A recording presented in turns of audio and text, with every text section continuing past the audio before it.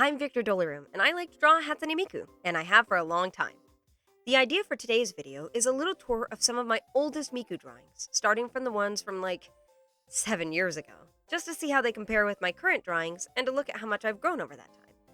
Today, we will be looking through my traditional sketchbooks, so if you'd like a video looking at my old digital drawings, you can request that in the comments.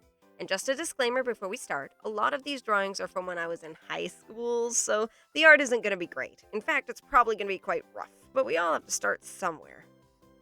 A lot of my first Miku drawings were copied straight from reference, so I don't know if the first few count as real first drawings, but copying was an important part of my learning process back in 2018. It allowed me to learn the fundamentals that I needed to build off of to create my first original works. This drawing here is my first original Miku drawing ever. Even at the top, I wrote that I didn't use any reference, and I was really proud of that. Here, we're able to compare one of my newest Miku drawings with my oldest. The next Miku drawing that I found was quite a bit later, as I'll need to admit, I didn't draw Miku a lot at the time. Most of my sketchbooks are filled with OC drawings and stories that I was writing. I'd love to talk about those one day too, but for now we're just looking at these.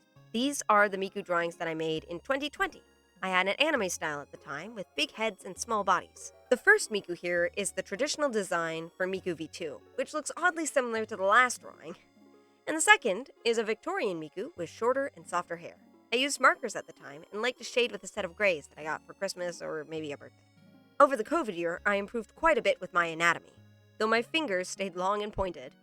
This Miku was colored with my cool-toned gray set of markers because of their almost bluish hue. I particularly enjoy the gradient of the hair, and the posing at the time, as I used minimal references. In 2021, I got into the habit of drawing on loose white paper in my classes because teachers for some reason didn't like it when I had sketchbooks. But even now, I've been able to keep them all together.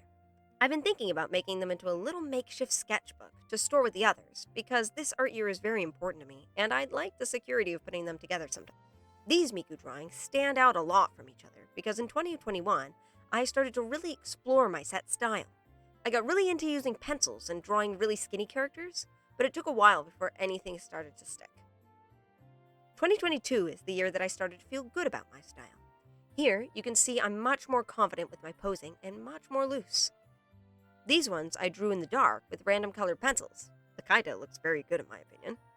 And this one's a very loose pencil sketch that I drew for the kids at church. It had a plot line where Miku married this fellow, and they had a very silly, very messed up kiddo.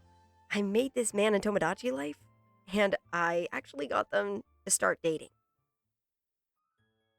And 2023 is the final year of the sketchbooks.